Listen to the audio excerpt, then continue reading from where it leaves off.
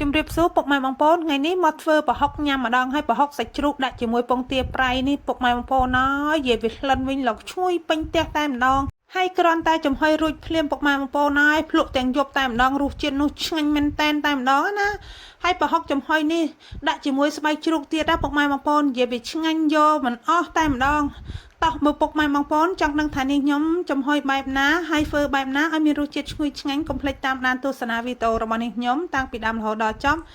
ដំបូងនេះខ្ញុំមានសាច់ជ្រូក4ខាំហើយនេះខ្ញុំនៅសល់សាច់គោនឹងបន្តិចដែរយកមកដាក់លាយតែម្ដងទៅ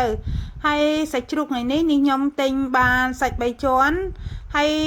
មានពងទាប្រៃ3គ្រាប់ពងទាសាប3គ្រាប់ខ្ទឹមក្រហមខ្ទឹមសហើយនឹងម្ទេសស្រស់មានម្ទេសផ្លោកហើយនឹងស្លឹកខ្ទឹមទុកសម្រាប់ដាក់ក្នុងប្រហុករបស់យើងឥឡូវនេះខ្ញុំក៏បានហាន់សាច់ជ្រូកនឹងលះយកស្បែកវាទុកមួយឡែកសិនសាច់ជ្រូកហាន់ធំបន្តិចហើយពុកម៉ែបងប្អូនដោយសារនេះខ្ញុំអត់ចិញ្ច្រាំដៃទេនេះខ្ញុំយកវាទៅក្លុកក្នុងម៉ាស៊ីនហើយខ្ទឹមក្រហមនេះខ្ញុំកាត់វាដុំធំនេះដើម្បីក្លុកជាមួយសាច់ហើយខ្ទឹមខ្លះនេះខ្ញុំទុកដាក់ខាងក្រៅខ្លះណាហាន់ប្រទេសស្ដើងហ្នឹងទុកដាក់ខាងក្រៅខ្លះដើម្បីឲ្យវាឈ្ងុយកាន់តែមានរសជាតិឆ្ងាញ់អញ្ចឹងទៅហើយស្លឹកខ្ទឹមនេះយើងហាន់ឲ្យម៉ត់តិចមកដើម្បីទុកសម្រាប់រោយឥឡូវនេះហាន់ស្លឹកខ្ទឹមរួចហើយក៏មកហាន់ជាមួយម្ទេសខ្លោកហ្នឹងដើម្បីរោយពីលើទៅឲ្យវាឃើញពណ៌ស្កាន់តែមានអារម្មណ៍ថាចង់ញ៉ាំអញ្ចឹងណាហើយប្រហុកនេះខានធ្វើញ៉ាំយូរណាស់ហើយដល់ពេលមកធ្វើនេះក៏មិនធ្វើតិចដែរពុកម៉ែបងប្អូនទាំងសាច់ជ្រូកទាំងប្រហិតហ្នឹងវាចូលកន្លះគីឡូហើយធ្វើឲ្យច្រើនអញ្ចឹងទៅយើងញ៉ាំបាន2ថ្ងៃអីចឹងណាព្រោះអីប្រហុកចំហុយហ្នឹងវាចំណាយពេលធ្វើយូរហើយចឹងហើយតោះតែចំហុយឲ្យច្រើនបន្តិចទៅទុកញ៉ាំបាន2ថ្ងៃ3ថ្ងៃចឹងណាហើយប្រហិតត្រីឡាតនេះនៅសល់ពីស្ងោរតឡាចហ្នឹងខ្ញុំក៏យកវាមកដាក់ជាមួយទៅក៏យកខ្ទឹមសខ្ទឹមក្រហមហើយក៏កិនវាឲ្យម៉ត់ទៅពុកម៉ែបងប្អូនចូលចិត្តដុំរៀងធំកិនមកល្មមទៅនេះខ្ញុំកិនមកល្មមទេអត់យកម៉ត់ខៃពេកទេហើយឥឡូវនេះកិនបានរួចរាល់អស់ហើយក៏ចាប់ផ្ដើមដួសវាដាក់ក្នុងចានដំបូងថាដាក់ចានថ្មចំហុយចុះឡើងឃើញវាច្រើនពេកក៏ដូរដាក់ចានដែកនេះវិញណាហើយក៏នេះខ្ញុំយកពងទាសាបហ្នឹងមកគោះយកទៅទឹកអសហ្នឹងដាក់ជាមួយសាច់ជ្រូកហាក្រហមនេះយើងទុកសម្រាប់វាយស្រោចពីលើណា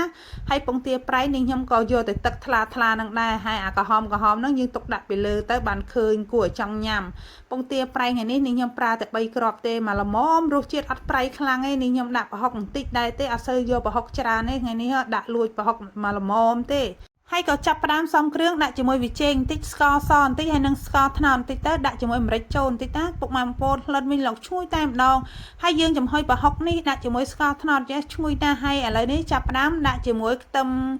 ក្រហមហើយនឹងម្ទេសផ្លោកនឹងចូលទៅយើងច្បល់ឲ្យវាចូលគ្នាហើយក៏រោយជាមួយស្លឹកខ្ទឹមនឹងដាក់ចូលបន្តិចណាហើយយើងកូរវាឲ្យសព្វចឹងទៅពុកម៉ែបងប្អូនអើយឡុកឈ្ងុយតែម្ដងនេះខ្ញុំដាក់ជាមួយទឹកអំពិលទុំចូលបន្តិចដែរទឹកអំពិលទុំនេះខ្ញុំឆាសម្រាប់ទុកជ្រលក់ជាមួយត្រីបំពងវានៅសល់ក៏យកវាមកដាក់ចូលនឹងតែម្ដងហើយកូរច្បល់ហើយឥឡូវនេះរៀបចំស្បែកជ្រូកដាក់ពីលើហើយពុកម៉ែបងប្អូនដាក់ស្បែកជ្រូកចេះឆ្ងាញ់ណាពុកម៉ែបងប្អូនហើយក៏យកម្ទេសស្រស់ហ្នឹងមករៀបដាក់ពីលើអញ្ចឹងមកហើយយើងបន្ទាប់មកទៀតក៏ដាក់រោយជាមួយស្លឹកខ្ទឹមជាមួយ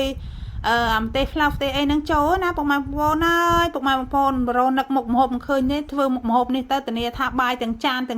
ម្ដងហើយពងទាប្រៃនេះខ្ញុំពុះវាជា2ណាពុះវាជា2ហើយយកវាមកដាក់ពីលើអញ្ចឹងទៅហើយយើងរៀបឲ្យស្អាតទៅគួរឲ្យចង់ញ៉ាំណាពុកម៉ែបងប្អូននេះខ្ញុំដាក់ពងទាប្រៃ3គ្រាប់ហ្នឹងពុះវាអញ្ចឹងទៅបានបាន6ដែរ6គ្រាប់ពុះវាជា2អញ្ចឹងណាហើយក៏រោយជាមួយស្លឹកខ្ទឹមចូលបន្តិចទៅកាន់តែឈ្ងុយឆ្ងាញ់ឥឡូវដាំទឹកហើយក៏យកប្រហុកហ្នឹងមកដាក់ចំហុយតែម្ដងហើយគម្របនេះខ្ញុំគ្របវាមកតង់ទៀតដើម្បីកុំឲ្យទឹកវាចូលក្នុងប្រហុកហ្នឹងណាហើយឥឡូវបើកមើលឲ្យពុកម៉ែបងប្អូនចង់ដឹងថាវាឆ្អិននៅណាអត់ទាន់ឆ្អិនទេនេះខ្ញុំក៏គ្របគម្របទៅវិញគម្របតូចនេះខ្ញុំអត់គ្របទេដើម្បីវាឡើងឆ្អិនខ្ញុំចាប់ផ្ដើមចំហុយហ្នឹងតាំងពីម៉ោង8:40នាទីនេះខ្ញុំចំណាយពេលចំហុយរៀងយូរដែរម៉ោង9ជាងពុកម៉ែបងប្អូនគិតទៅ1ម៉ោងលើហ่ะហើយនេះខ្ញុំបើកមើលមិញហ្នឹងឃើញ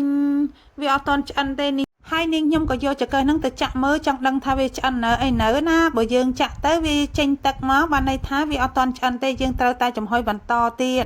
ចឹងហើយនាងខ្ញុំក៏ដាក់ ចំហុយមួយសន្ទុះទៀតទៅឥឡូវនេះវាបានខាស់ទឹកហើយស្ងួតល្អហើយពុកម៉ែបងប្អូនវាឡើងចេញទឹកមកណាវាឆ្អិនហើយនេះខ្ញុំក៏យកពងទាហ្នឹងដាក់ជាមួយទឹកបន្តិចវាយចូលជាមួយទឹកហ្នឹងដើម្បីវារៀងរាវបន្តិចមកយើងចាក់ចូលហើយក៏រោយជាមួយស្លឹកខ្ទឹមក្របមួយសន្ទុះទៀតឥឡូវនេះឆ្អិនមែនតើណាពុកម៉ែបងប្អូនហិនវិញឡើងឈ្ងុយពេញផ្ទះតែម្ដង